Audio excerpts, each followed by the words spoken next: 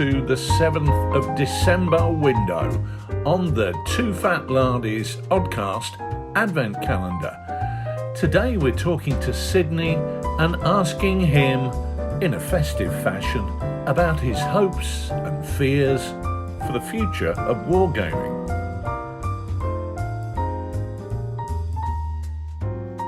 After the year we've all had, 2020, one of my immediate hopes is that things do return next year into more of a sense of normality.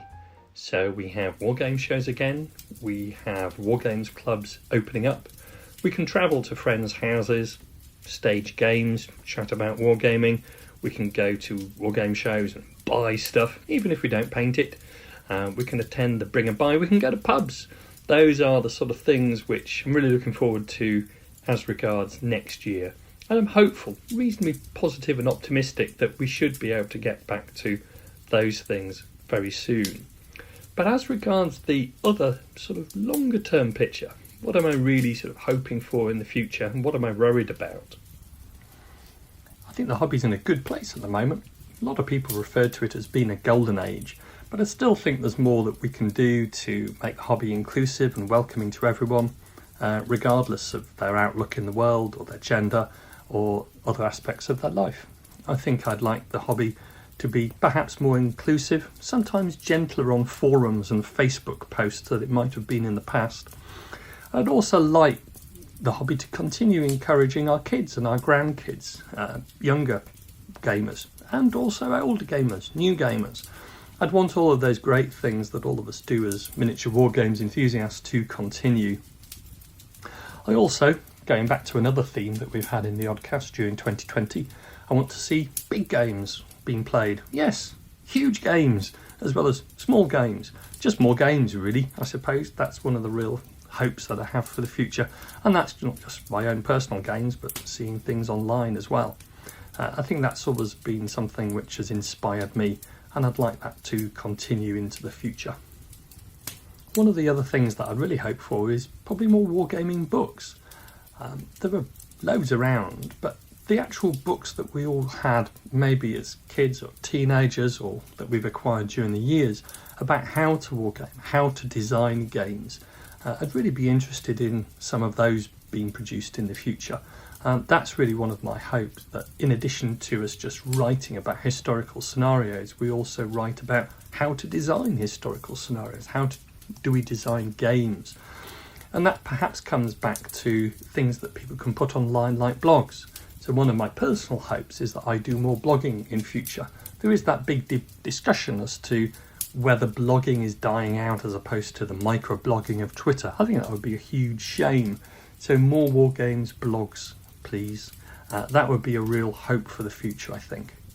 So what about fears for the future? Oh, this is the dark part of the particular Advent window, but hopefully not too dark. So one of the things I do worry about is old figure ranges. Yes, what on earth is Sydney on about? Well, over the years you find figures that you love, figure ranges that you really enjoy, and you buy them.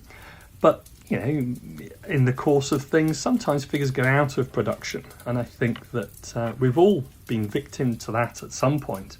And that's one of the things that I do worry, that as moulds get older and figure ranges perhaps gets less popular, maybe manufacturers retire those ranges and those figures are no longer available. That'd be a huge shame. Perhaps this is just me speaking as an older wargamer, but I know that figure ranges that were around in the 80s may not be available anymore. That's a great shame. So that's one of the perpetual fears that I have, which normally prompts me to go off to the internet and buy yet more figures from Wargames Foundry or Dixon Miniatures.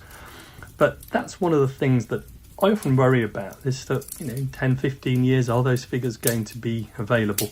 I don't think there's any solution to that, really. But it is interesting to note that some of the figures that were still buying, still painting, still converting, were manufactured in the 1980s, which to me seems like yesterday, but was really, yes, it was really over 30 years ago. So that is a concern. So answers on a postcard to that one, please. I'd be really interested.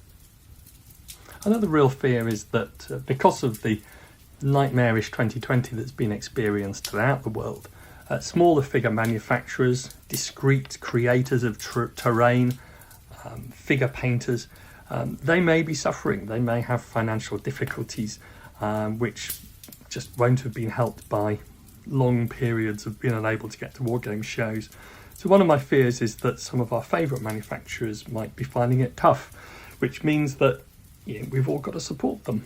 So that's one of the concerns that I have, that we get back to normal as soon as possible to make sure that at wargame shows we can all buy more stuff, support our favourite manufacturers, and hopefully make sure that they'll be around for a long time into the future as well, even if that means buying yet more figures which collect dust for a few more years before they finally get to the painting table. But let me not finish this Advent window on a fear, but a hope for the future, that somewhere out there there's an enterprising figure sculptor who's desperately keen to produce a campaign dress range of figures for the 1680s in 28mm, maybe slightly on the smaller size to go with the classic range of size for Wargames Foundry and Perry miniatures. And let's just hope that one day that'll be a reality, which will, yes, enable me to spend yet more money on the late 17th century. And that, I think, is the perfect end to my hopes and fears for the future of wargaming, finishing with something truly important.